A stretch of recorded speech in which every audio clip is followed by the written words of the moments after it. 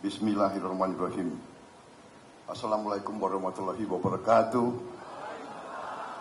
Selamat siang, salam sejahtera bagi kita sekalian. Shalom, Om Swastiastu, Namo Buddhaya, salam kebajikan. Yang saya hormati dan yang saya banggakan,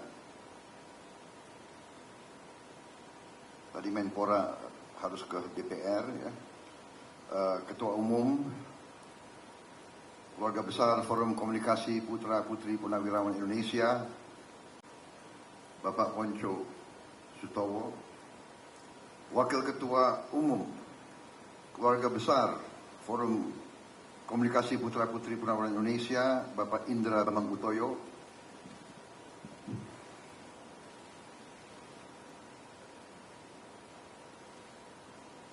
Ketua Panitia Bapak Shandi Mandela, Ketua Umum Kowani Ibu Giwo Rubianto Yogo,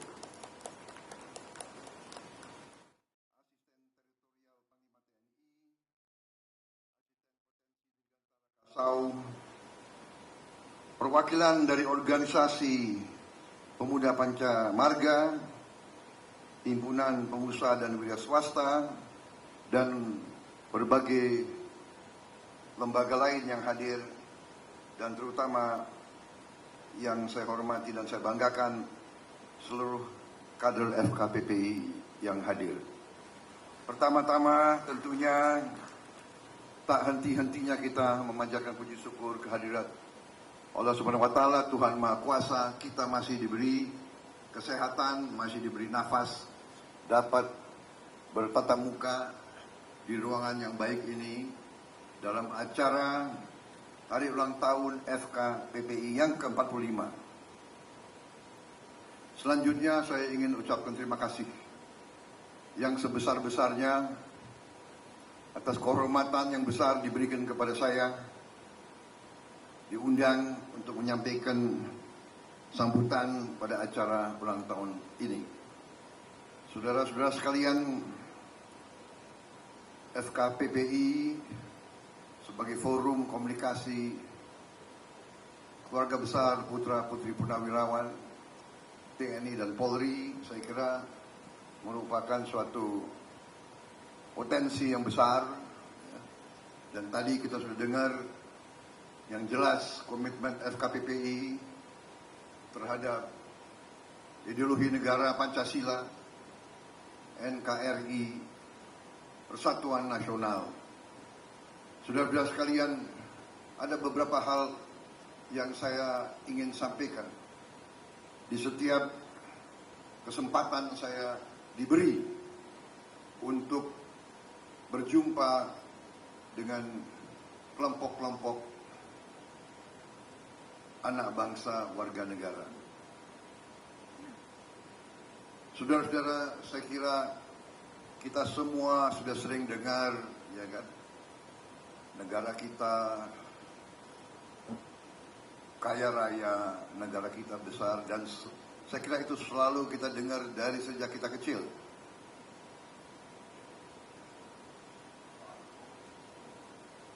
Tapi saya kira kadang-kadang kita kurang bersyukur atas apa yang sebenarnya telah kita capai bersama, dan terutama telah dicapai oleh pelaku-pelaku sejarah dan pelaku-pelaku kehidupan bernegara. Saudara-saudara, Indonesia kita tahu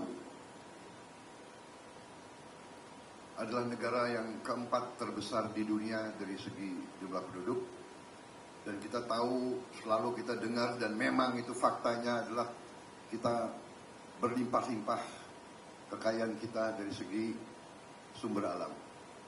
Saya pernah bicara dengan beberapa tokoh perusahaan-perusahaan besar di dunia, dan mereka mengatakan kepada saya bahwa negara Anda itu dari segi sumber daya alam itu kurang lebih ke-7 terkaya di dunia.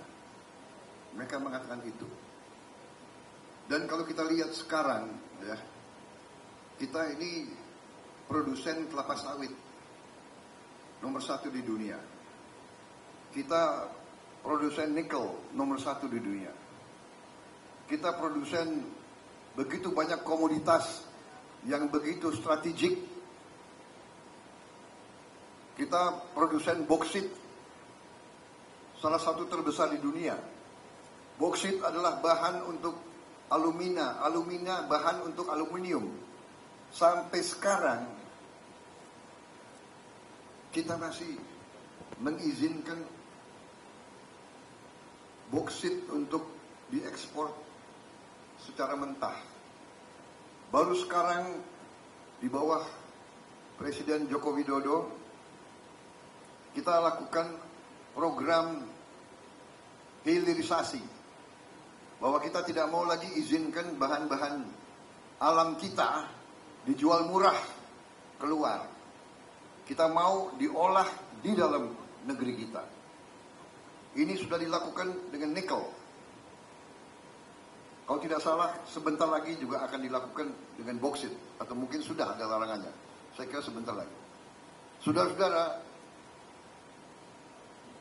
boksit itu bahan tadi untuk aluminium. Aluminium bahan untuk pesawat terbang, untuk mobil, untuk motor, untuk videotron, untuk hampir semua barang yang kita butuh untuk hidup modern itu berasal dari aluminium, berarti berasal dari boksit. Tetapi selama puluhan tahun, bahkan mungkin ratus, kita mengizinkan boksit diekspor mentah. Dan kemudian kita import pesawat terbang dari luar, mobil dari luar, motor dari luar, dan sebagainya. Sekarang kalau kita mau benar-benar cinta tanah air, kalau kalian sesuai ikrarmu benar-benar mau setia kepada orang tuamu yang telah berkorban untuk negara ini, kita harus menjadi negara yang sama dengan negara lain. Kita harus bikin mobil sendiri, kita harus bikin motor sendiri, kita harus punya jam tangan buatan kita sendiri, kita harus punya. Saudara-saudara, saya sepatu pun sekarang saya pakai sepatu buatan Indonesia sendiri. Tidak kalah dengan sepatu yang paling mahal di Italia, di Prancis. Tidak kalah. Saudara-saudara, kalau mau tahu mereknya nanti saya kasih tahu, karena saya nanti menjadi ambassador brand, ambassador nggak boleh itu, ya kan? Nanti disangka saya punya saham di pabrik sepatu itu. Tapi benar-benar sepatu ini paling enak. Saudara-saudara, parfum, syukur alhamdulillah sekarang saya dapat laporan parfum sudah banyak buatan anak bangsa.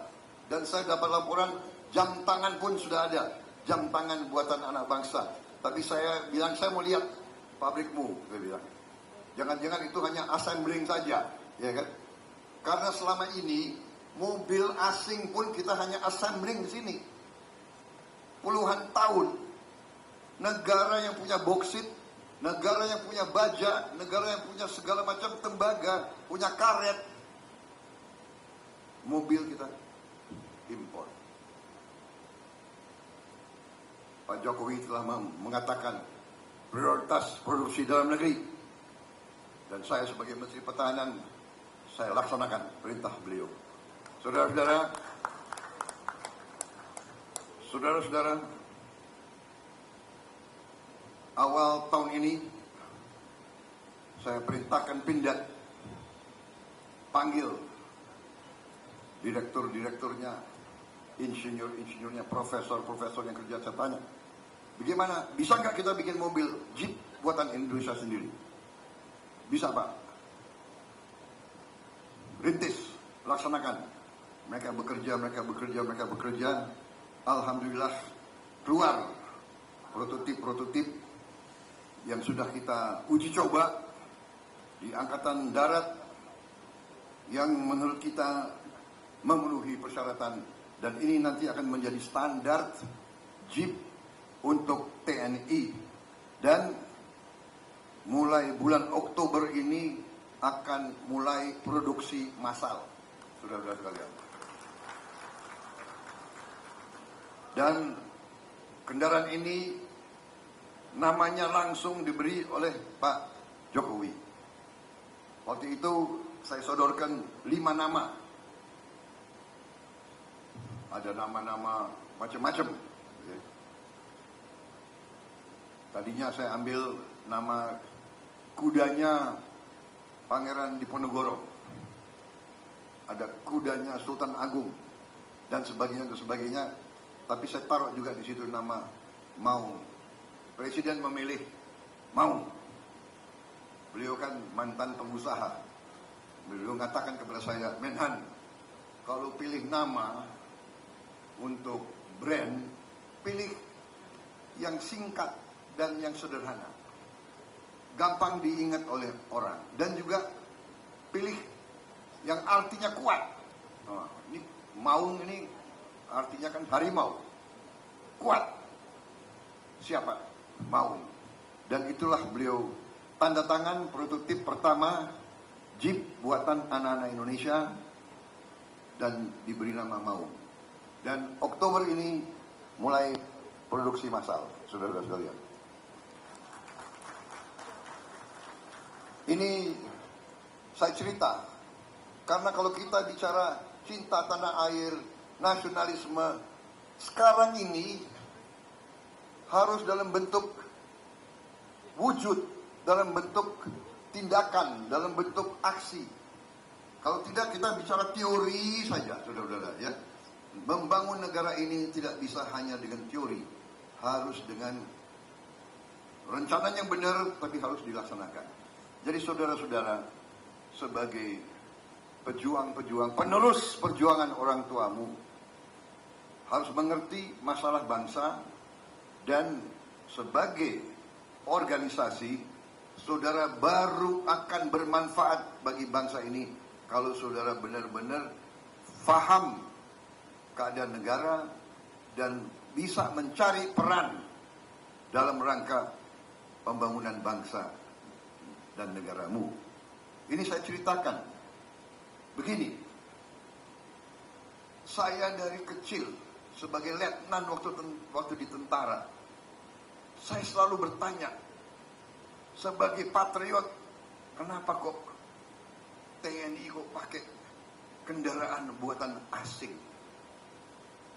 Saya bertanya kepada diri saya terus. Baru sekian puluh tahun, saya sudah jadi purnawirawan, tapi saya diberi kesempatan oleh sejarah melalui Pak Presiden Jokowi. Takdir membuat saya Menteri Pertahanan. Saya pegang anggaran. Waktu itu saya harus putuskan untuk melengkapi TNI, kendaraan apa yang harus saya berikan. Waktu itu ada disodorkan kendaraan dari Eropa, Jeep sejenis Land Rover, harganya $120.000. Dari sini, dari sana, ada dari negara Asia yang sedang bangkit sekarang. Ya. Dia bisa menawarkan Jeep sampai di Indonesia $20.000. Saya tanya Pindad, kalau kita bikin sendiri berapa, Pak? Karena ini baru, jumlahnya tidak banyak, harga kita masih mahal, Pak. Ongkos kita $59.000. Jadi $60.000. Bayangkan, saya harus putuskan antara 60.000 atau 20.000. Kalau dari segi efisiensi, mungkin 20.000. Lebih banyak bisa kita beli. Tetapi saya berpikir, saya membayangkan, saya ingat dulu waktu saya komandan batalion, waktu saya komandan kopi, waktu saya komandan grup, waktu saya komandan jenderal.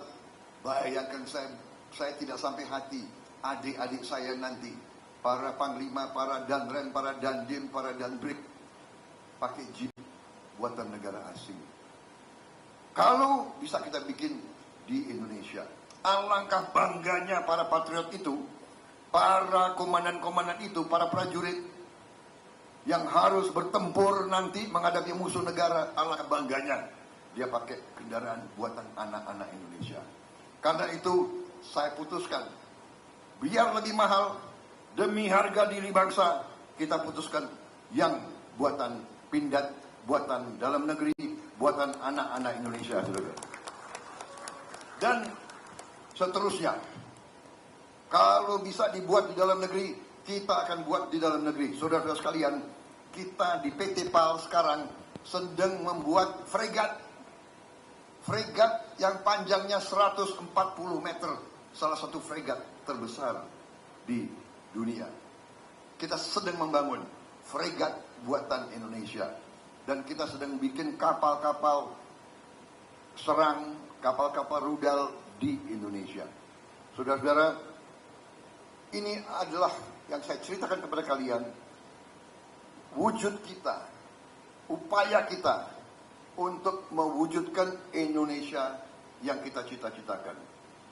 Jadi saudara-saudara sekalian, saya kira ini hanya sekedar beberapa contoh ya. Kita juga sedang menuju, kita sudah tentunya dulu sudah dirintis oleh Pak Habibie, kita sudah di PT DI, kita sudah bangun CN 235, kita sudah bangun 212, sekarang kita lagi rintis pesawat baru CN 217, kita juga sedang membangun drone buatan anak Indonesia. Mungkin berapa bulan lagi kita akan paparkan ke Presiden karena sudah siap. Radar pun kita sedang bangun, radar buatan Indonesia. Beberapa aplikasi-aplikasi, beberapa software elektronik sedang kita bikin sendiri. Ini sedang usaha-usaha kita. Ini yang saya beri kepada saudara-saudara sekalian gambaran betapa kita lakukan lompatan-lompatan teknologi untuk kita menjadi negara yang berdiri di atas kaki kita sendiri. Saudara-saudara sekalian, saya begitu banyak slide, ya ada 38 slide. Kalau satu slide 4 menit berarti 2 jam akan saya bicara. Tapi karena kalian semua pejuang, kalian Sabta Margais, kalian Pancasilais, kalian tidak akan saya uraikan semua, tapi nanti saya bisa tinggalkan beberapa bahan, saya tinggalkan buku saya, dan intinya saya ingin sampaikan bahwa kita berada di ambang take off, di ambang kebangkitan di saat sekarang. Apa yang sudah dilakukan oleh presiden-presiden terdahulu, dimantapkan oleh Pak Jokowi 10 tahun, landasan ekonomi kita sekarang cukup kuat. Sebagai contoh, saya ingin menyampaikan bahwa capaian kita sampai sekarang dengan indikator angka-angka, bukan kita karang, ya.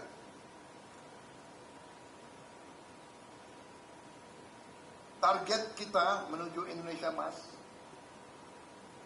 jangan terlalu cepat. Ini asisten sorot ini kadang-kadang terlalu cepat.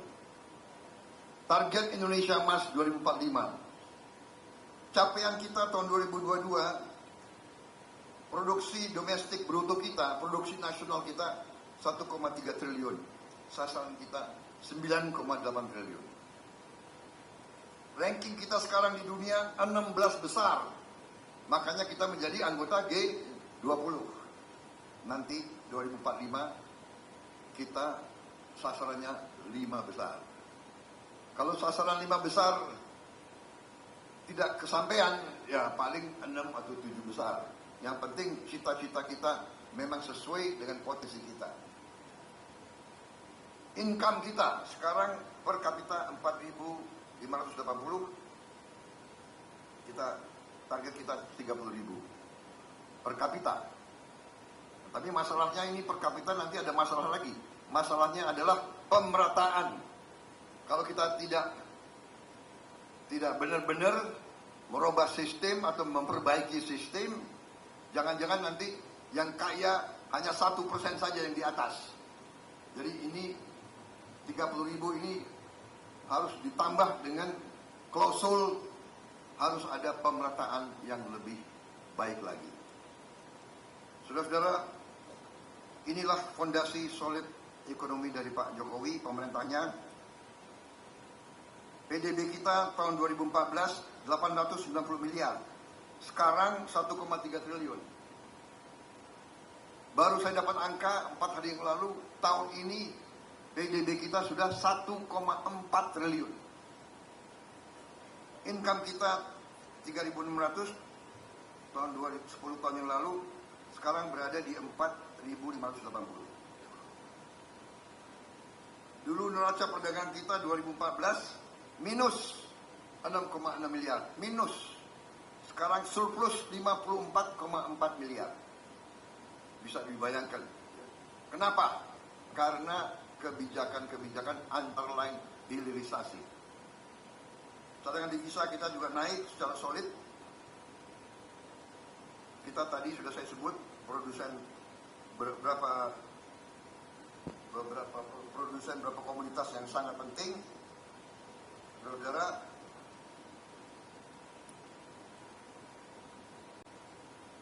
pertumbuhan kita juga sangat kuat.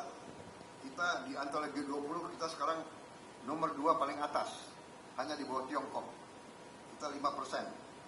Bayangkan kita di atas Singapura, di atas Inggris, di atas Jerman, di atas Belanda.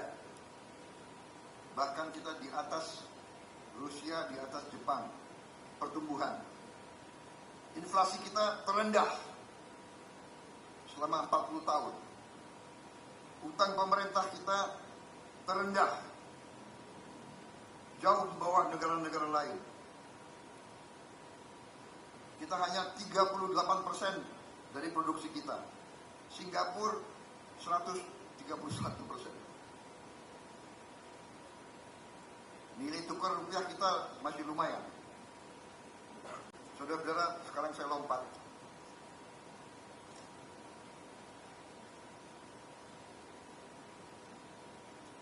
Bagaimana kita mencapai target 2045, yaitu dengan melaksanakan sistem ekonomi kita sendiri, yaitu sistem ekonomi Pancasila. Kita tidak boleh terlalu banyak ikut model-model negara lain. Kita harus percaya kepada ideologi kita sendiri, yaitu tadi, ideologi Pancasila. Apa itu ekonomi Pancasila? Ekonomi Pancasila adalah ekonomi jalan tengah. Ekonomi Pancasila adalah ekonomi yang merupakan gabungan terbaik dari kapitalisme dan yang terbaik dari sosialisme. Karena pada dasarnya kalau kita lihat Pancasila itu ada sila keadilan sosial. Berarti kita harus selalu menghitung faktor sosial. Prinsip-prinsip ekonomi Pancasila. Sesuai dengan Pancasila berarti ekonomi kita harus religius dan mewujudkan persatuan nasional. Ekonomi yang menjunjung tinggi kemanusiaan. Ekonomi yang berpihak kepada kepentingan nasional, bukan kepentingan daerah atau golongan atau pribadi. Ekonomi yang egaliter dan kerakyatan. Ekonomi yang berkeadilan sosial. Berarti kaum miskin, kaum yang lemah harus diurus dengan sebaik-baiknya. Saudara-saudara sekalian, saya langsung melompat bahwa kita dalam waktu yang sangat singkat mampu kita mencapai swasembada pangan, energi, dan air.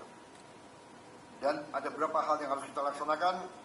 Sudah kita rumuskan dalam 10 fokus kebijakan menuju Indonesia Emas. Saya kira secara garis besar itu saya hanya memberitahu bahwa masa depan bangsa Indonesia adalah cukup gemilang. Kita akan mampu untuk mengatasi kemiskinan dengan landasan ekonomi yang sudah kita wujudkan transformasi bangsa menuju Indonesia Emas 2045. Nanti kita akan menjadi lumbung padi, tidak hanya lumbung padi nasional, bahkan kita bisa nyumbang pangan ke dunia. Kita punya 24 juta hektar rawa. Rawa ada dua macam, rawa gambut dan rawa mineral. Di rawa mineral kita sangat mudah dan murah membuat lumbung, membuat sawah, membuat kebun jagung dan sebagainya. Kalau kita lihat sekarang foto-foto, hal ini sudah kita laksanakan di Kalimantan Selatan, sebagian di Merauke, dan sebagian di Sumatera Selatan. Kita lihat gambar yang di atas, kalau musim hujan rawa tidak termanfaatkan, musim kemarau pun tidak termanfaatkan, tapi setelah dikelola, foto di bawah kelihatan sawah-sawah, kelihatan kebun-kebun singkong. Ini sudah dilaksanakan di Kalimantan Selatan. Lanjut, ini kelihatan keberhasilan.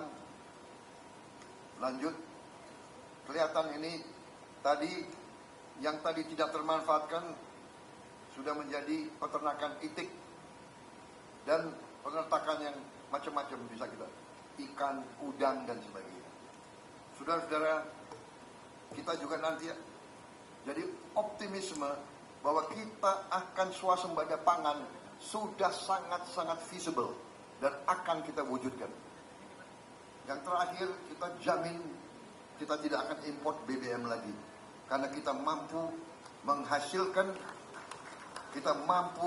menghasilkan solar, diesel dari tanaman. Dan ini sudah kita buktikan. Di situ ada mantan Menteri Pertanian sudah melaksanakan biodiesel B100. Kita akan punya BBM terbarukan dan tidak ada karbon emisi dan tidak akan membuat polusi, saudara-saudara sekalian. Ini kemudian ini nanti akan menghidupkan rakyat di seluruh Indonesia. Uang tidak kirim ke luar negeri, uang kita putarkan di dalam negeri. Saudara-saudara sekalian, selanjutnya itu bisa kelihatan lagi. Saya kira itu saja yang ingin saya sampaikan. Masa depan kita bagus, tapi benar apa yang disampaikan tadi Pak Ponco, kuncinya adalah pemimpin-pemimpin kita, elit kita semuanya harus rukun, harus bersatu, harus mengutamakan kepentingan besar, kepentingan nasional, dan tidak hanya kepentingan kelompok dan pribadi.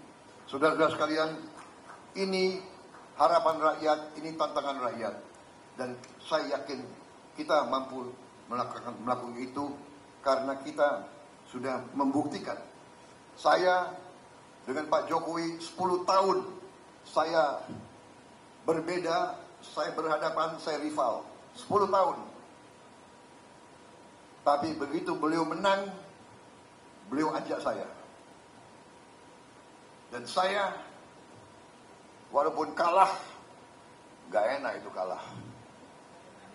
Tapi saya sebagai patriot, hidup saya hanya untuk bangsa dan negara. Saudara-saudara, begitu beliau ajak saya katakan tidak sampai saya pikir lebih dari 1 jam. Saya katakan ya. Dan saya ditentang oleh banyak pengikut-pengikut saya. Tapi saya katakan demi persatuan nasional, demi rakyat Indonesia, para pemimpin harus bersatu. Bersaing boleh. Bertanding boleh. Mengadu argumen, mengadu gagasan, mengadu program, silakan. Memberi tawaran kepada rakyat, bagus. Itulah demokrasi. Tetapi begitu selesai, begitu ada keputusan, kita harus bersatu kembali. Kita harus rukun. Karena itu saudara tahu, saya sebagai pejuang, saya mimpin partai politik. Tapi saya katakan di partai saya, tidak boleh berbicara negatif, tidak boleh menghardik, tidak boleh mengejek. Saudara-saudara, itu saya tegaskan. Namanya partai besar, pasti ada yang nakal, pasti ada yang nyeleneh. Saya kasih pilihan. Anda tidak ikut garis kepimpinan saya, Anda keluar. Saudara-saudara, orang lain boleh bikin apa saja, saya tidak setuju. Saya tidak pernah mau menjelekin siapapun, saudara-saudara sekalian. Karena di ujungnya kita satu keluarga, di ujungnya kita saudara, di ujungnya kita harus membela seluruh bangsa dan negara Republik Indonesia. Terima kasih. Wassalamualaikum warahmatullahi wabarakatuh. Dan saya sependapat, saudara-saudara sekalian, dengan FKPPI, ya kan? Saya kesini karena mungkin ada banyak kamera, mungkin ada Bawaslu ngintip-ngintip. Saya di sini tidak mau kampanye dan saya tegas di sini, saya tidak minta dukungan kalian. Tegas, saya tidak minta. Tapi dalam hati saya berharap. Loh, enggak, berharap boleh kan? Coba Bawaslu, berharap boleh nggak? Berharap kok. Terserah, lo mau dukung gue, nggak dukung gue, terserah. Tapi kalau anaknya Punawirawan nggak dukung gue, kebangetan. Terima kasih. Merdeka! Merdeka! Mana suaranya kan? Merdeka! FKPPI! Selanjutnya adalah foto bersama dan hadirin dimohon untuk berdiri. Dan kami ada yang mengatur untuk tetap di tempat.